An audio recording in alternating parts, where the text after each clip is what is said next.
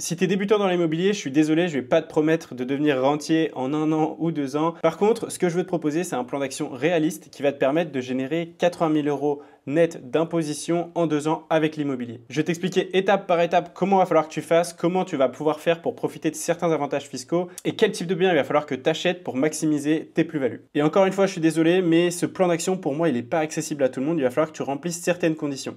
La condition, c'est que tu sois en CDI et qu'à minima, tu gagnes 2 000 euros par mois, même si, attention, tu vas pouvoir le faire si tu gagnes moins. Par contre, tu feras sûrement moins de 80 000 euros. Et il va aussi te falloir du temps, puisqu'on n'a rien sans rien dans la vie. Si tu veux faire 80 000 euros en 2 ans, c'est-à-dire quasiment plus de doubler ton salaire, je pense, il va falloir que tu travailles, il va falloir que tu passes des soirs et des week-ends sur ce projet. Et bien sûr, il va falloir que tu aies une épargne de 10 000 euros si tu veux commencer à investir rapidement. Allez, c'est parti. Le premier investissement que je te propose de faire, ça va être un investissement locatif. Alors, je l'ai mis entre guillemets parce que c'est pas vraiment un investissement locatif qu'on va faire, mais on va essayer de le tourner comme ça pour profiter d'un avantage fiscal que je vais t'expliquer après. Première étape, trouver un bien valorisable. Qu'est-ce qu'un bien valorisable? Je te fais une petite simplification ici, mais un bien valorisable, c'est tout simplement un bien sur lequel on va gagner de l'argent, c'est-à-dire un bien où notre coût de revient va être inférieur à notre prix du marché. Le prix du marché, il va falloir que tu sois capable de le déterminer, c'est quelque chose que tu ne connais pas, il va falloir que tu fasses une étude de marché pour essayer de le déterminer avec le maximum de précision. Et notre coût de revient, lui, on le connaît, ça va être le prix négocié de ton bien, plus les frais d'achat, donc les frais de notaire, et ton budget travaux d'amélioration. Ce budget-là aussi, il va falloir que si tu es un bon investisseur, tu essaies de le tirer au maximum vers le bas et de connaître à peu près, pareil, le plus précisément possible, quel va être ce budget. Moi, personnellement, j'utilise un outil que je me suis créé qui est un calculateur de travaux. Donc, ça me permet assez rapidement, quand je fais ma prospection de biens, de connaître en moins de 2 minutes le budget travaux du bien. Donc, j'ai juste à rentrer le nombre de mètres carrés, à rentrer est-ce qu'il faut que je rénove ou pas, et si je le délègue ou si je le fais moi-même, et ça va me calculer un budget travaux direct. Attention, ce budget travaux, il est à prendre avec des pincettes puisque forcément, ce n'est pas un devis, c'est juste pour nous donner une idée du budget global que pourrait avoir un bien. Si tu veux le télécharger, le lien il est dans la description, ça va te permettre de gagner énormément de temps lors de ta prospection. Donc j'espère que tu as compris ça, c'est vraiment la base d'un bon investissement, c'est d'avoir un coût de revient inférieur au prix de revente, au prix du marché réel de notre bien. Vu que ta mission c'est de trouver un bien rentable, à chaque fois que tu vas avoir un bien, c'est que la question qu'il va falloir que tu te poses, c'est est-ce que je peux valoriser ce bien? Donc tu as 2 piliers de la valorisation, les 2 plus gros piliers sont la négociation. Forcément, si tu arrives à négocier un bien qui est déjà au prix du marché, tu arrives à négocier de 20%, eh bien tu te crées déjà une plus-value latente automatiquement. Et la deuxième option, ça va être d'ajouter de la valeur à ton bien et je t'expliquerai après comment tu vas pouvoir faire ça. Déjà, dans un premier temps, comment reconnaître un bien qui est potentiellement négociable. Donc, un bien potentiellement négociable, ça peut être un bien qui est en vente depuis longtemps. 2 solutions si le bien est en vente depuis longtemps, soit le propriétaire, il est très têtu et il veut vendre au prix qu'il a mis, il a affiché, il n'est pas du tout prêt à la négociation. Donc dans ce cas-là, ça ne sert à rien de faire une offre, mais tu peux toujours essayer. Soit c'est un propriétaire qui n'a pas eu de touche depuis très longtemps et qui commence à un petit peu avoir peur de ne pas vendre son bien. Et donc là, c'est un bien sur lequel tu vas pouvoir faire potentiellement une grosse négociation qui va passer. Ensuite, il va y avoir les ventes urgentes. Les ventes urgentes, c'est quand les personnes, elles ont des mutations, quand c'est une succession, quand c'est une séparation. En fait, les gens, ils vont vouloir vendre rapidement pour avoir l'argent directement.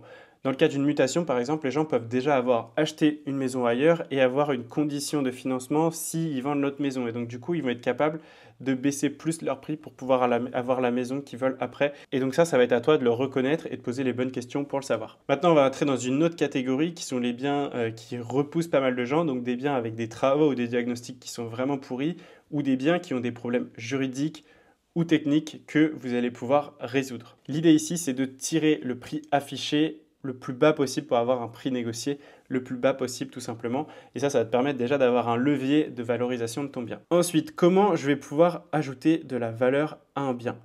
Ajouter de la valeur à un bien, il y a plusieurs façons. Tout simplement par un rafraîchissement global du bien.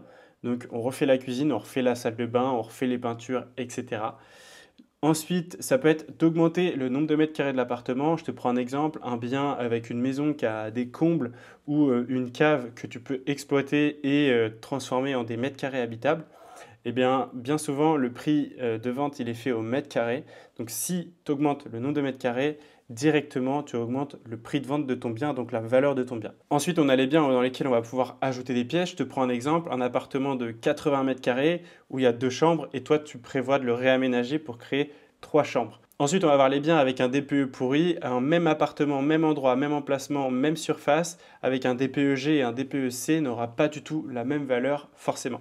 Donc l'idée ici, ça va vraiment être de réussir à faire en sorte que ton prix du marché, tu le montes au maximum possible en faisant une petite transformation à ton bien. L'idée, c'est de trouver un bien négociable sur lequel tu vas pouvoir ajouter de la valeur et c'est comme ça que tu vas maximiser la valorisation de ton bien.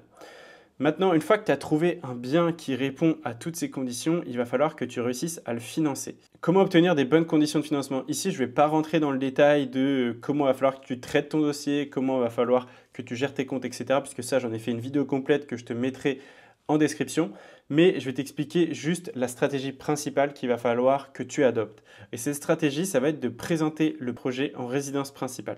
Pourquoi? Parce que pour la banque, une résidence principale égale quasiment zéro risque. Donc forcément des conditions plus faciles à négocier.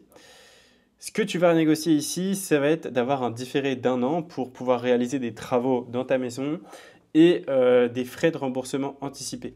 Ici, attention de ne pas prendre de crédit qui te bloque à la revente du bien.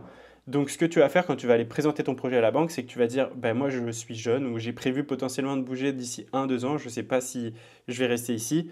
Donc je veux un crédit qui ne va pas me bloquer si je veux la mettre en location ou si je veux la revendre. Je t'embête 2 secondes pour te dire que je propose des appels de coaching gratuits pour t'aider à mettre en place ta stratégie immobilière. Donc si tu veux réserver un appel, c'est dans la description. La troisième partie du plan, ça va être de faire les travaux. Donc ici, il va falloir valoriser ton bien. Donc tu fais des travaux pour valoriser le bien en fonction de la stratégie que tu as décidé d'adopter.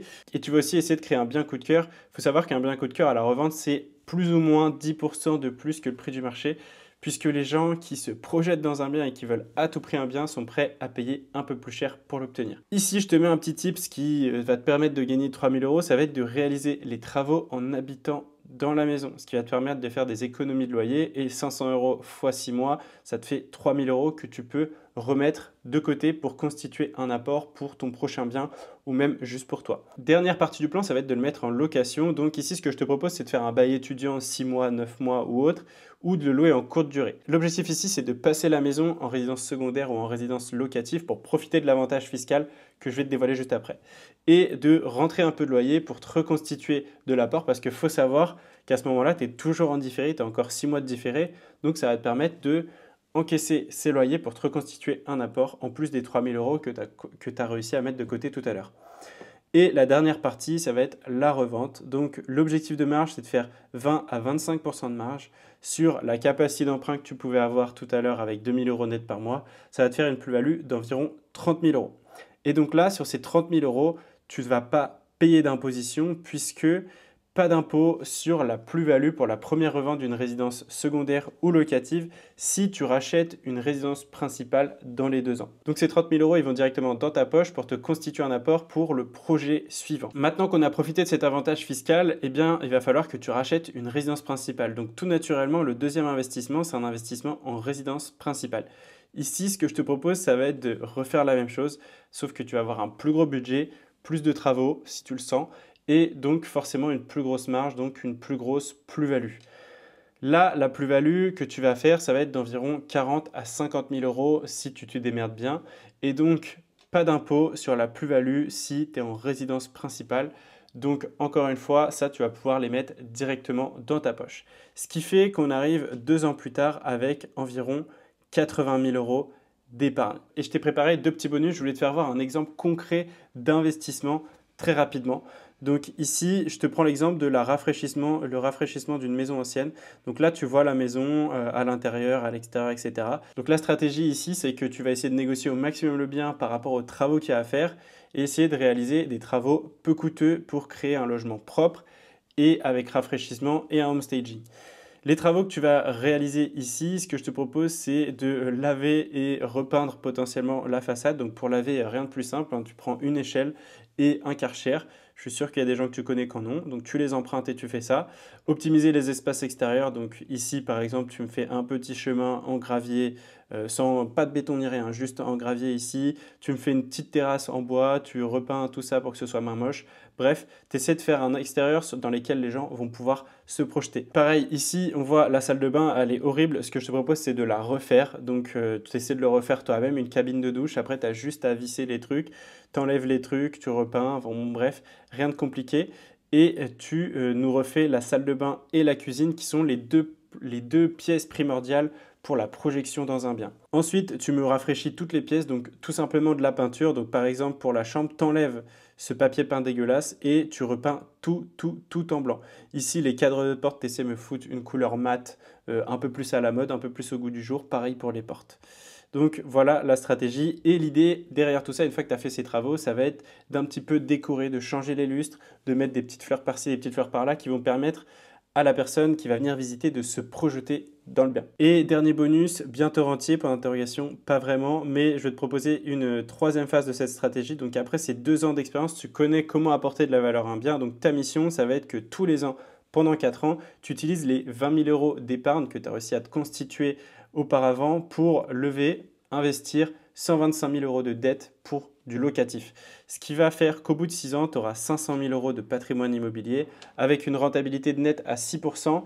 Quand tu seras à la retraite et que tu n'auras plus de crédit à payer, ça te fera 2 500 euros net par mois, ce qui est vraiment pas négligeable. Merci à toi d'être resté jusqu'ici. J'espère que je t'ai apporté un maximum de valeur. Si c'est le cas, n'hésite pas à me laisser un petit commentaire ou un petit like, ça me ferait grave plaisir.